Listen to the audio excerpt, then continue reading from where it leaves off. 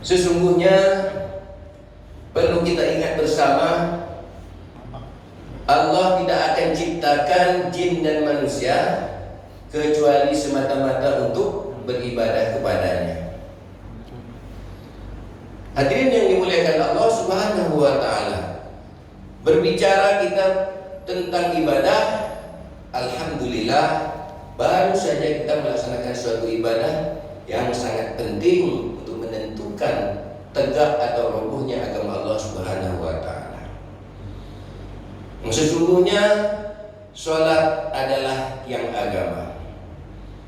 Hadirin yang sama-sama mencari ridha Allah Subhanahu wa ta'ala, banyak amalan-amalan dan ibadah-ibadah yang selalu kita lakukan, akan tetapi perlu juga kita pahami, tanpa didahului dengan sholat, maka diibaratkan kita mempunyai satu bangunan akan tetapi tidak mempunyai tiang. Di mana letak para amalan-amalan yang lain akan kita gantungkan?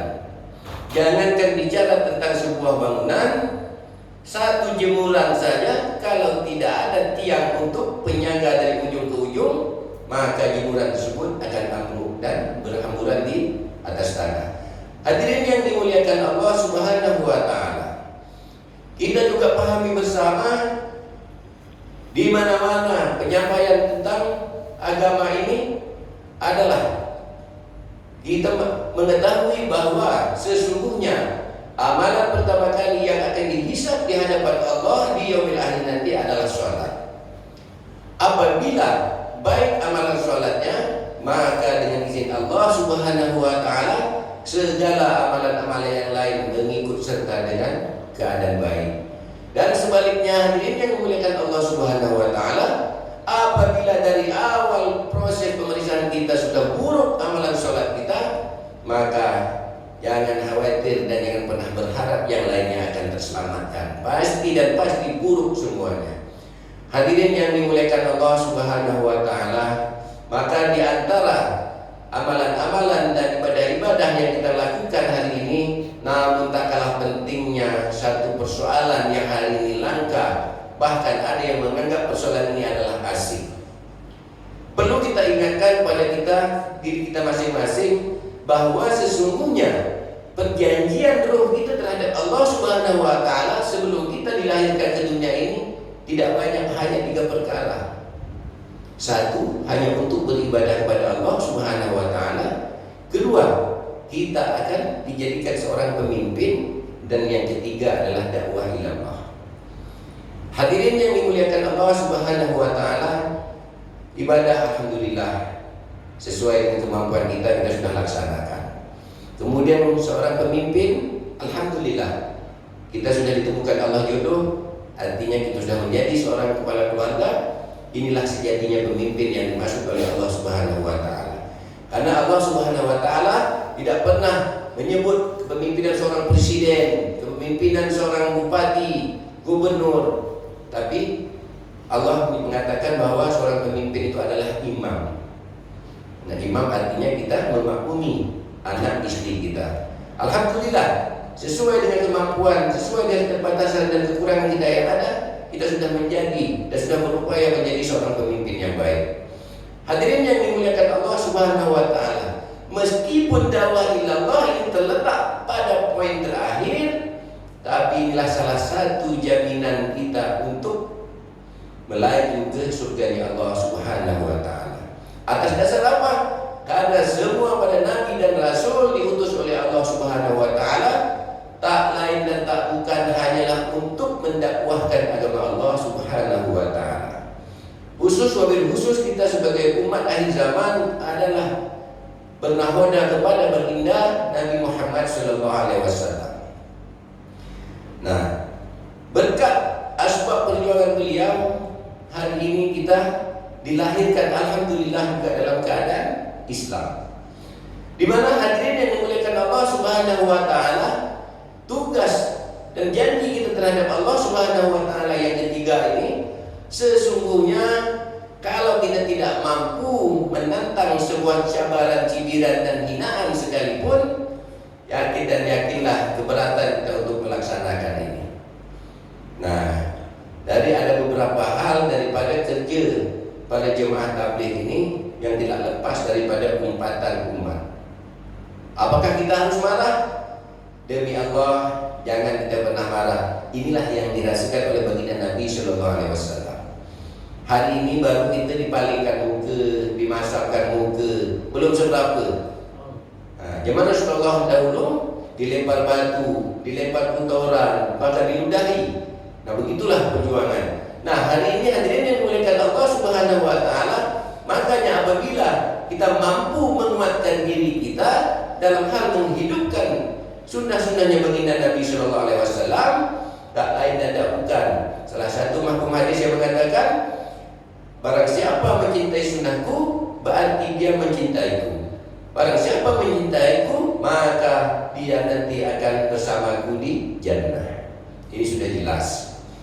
Nah, kalau kita sebagai mengaku umat Islam dan berpatokan kepada baginda Nabi Sallallahu Alaihi Wasallam tidak mampu meyakini dan tidak percaya kepada sabda baginda Nabi Sallallahu Alaihi Wasallam, maka bohong kita katakan kita umat Nabi Muhammad Sallallahu Alaihi Wasallam.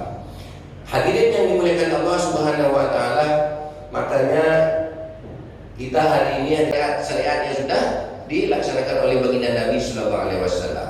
Nah, tapi kita punya keyakinan pada zaman kelima nanti Allah akan beri kekuatan dan Allah akan kembalikan kehidupan di rumah-rumah kita seperti bagaimana akhlaknya zaman kehidupan baginda Nabi Sallallahu Alaihi Wasallam. Contoh yang sudah kita hadapi hari ini, munculnya lah jemaah tabligh yang datang dari rumah ke rumah, dari masjid ke masjid, dari kampung ke kampung, dari kota ke kota, dari provinsi ke provinsi. Apa tujuan jemaah tabligh?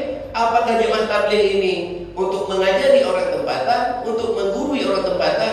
Lillahi ta'ala sama sekali tidak terbesit di hati para jemaah tabligh ini. Yang ada dalam niat di hati kita hanyalah untuk datang bersilaturahmi kepada saudara-saudara muslim kita. Tujuan untuk apa? Untuk hanya saling mengingatkan dan hanya mengajak kita kembali ke jalan Allah Subhanahu wa taala. Hadirin yang dimuliakan Allah Subhanahu wa taala, hari ini kalau kita berbicara tentang seorang teman, si fulan teman saya pernah kerja di sini, pernah tugas di sini. Akan tetapi sesungguhnya teman yang sejati itu menurut baginda Nabi Sallallahu Alaihi Wasallam adalah seorang teman yang menasehati dalam hal kebaikan, yaitu untuk menegakkan agama Allah Subhanahu wa taala. Jadi hari ini meskipun sudah begitu yang disampaikan oleh baginda Nabi Sallallahu Alaihi Wasallam, namun kita masih diberi ujian oleh Allah Subhanahu wa taala juga. Maka kita mendatangi saudara kita untuk menyampaikan perkara-perkara yang baik, bahkan kita mendapatkan jawaban-jawaban yang agak sedikit menyayat. Kalau kau nak beramal aja lah, pandailah nanti. Urusan dunia surga itu urusan kita masing-masing. Nah, tapi apa yang kita harapkan dari ungkapan saudara kita ini, hidayah ya Allah, hidayah ya Allah. Karena di zaman baginda Nabi Sallallahu Alaihi Wasallam itu demikian. Jadi Rasulullah SAW ajarkan kita dalam hal dakwah ini secara mahabbah, secara kasih sayang. Maka pada penghujung hayat beliau berpesan kepada para sahabat, kelak sepeninggalanku nanti jihad ini tidak ada lagi yang meneteskan darah apalagi saling bunuh, tapi laksanakanlah dakwah secara mahabbah. Apa itu mahabbah? Yaitu menyampaikan nasihat dengan penuh kasih sayang. Nah, jadi inilah hadirin yang dimuliakan Allah Subhanahu wa taala, yang ingin kita coba kembali mengikut langkah jejak baginda Nabi Sallallahu Alaihi Wasallam dan sahabat. Nah, untuk mencoba mendatangi rumah-rumah saudara-saudara kita dengan penyampaian apa? Kami datang dari sini, kita adalah saudara, kita bukan saudara sekandung, seayah, seibu, akan tetapi kita diikat dengan kalimat la ilaha illallah, maka kita bersaudara. Apa tugas kita sebagai orang yang bersaudara? Saling tolong menolong, saling ingat mengingatkan di dalam hal kebaikan. Apa hal yang kebaikan hari ini yang dimuliakan Allah Subhanahu wa taala? Tak lain dan tak bukan adalah nasihat-nasihati di dalam hal bagaimana cara kita berpikir supaya umat baginda Nabi Sallallahu Alaihi Wasallam ini sama-sama kita berombongan menuju ke surganya Allah Subhanahu wa taala. Bagaimana supaya umat akhir zaman ini, umat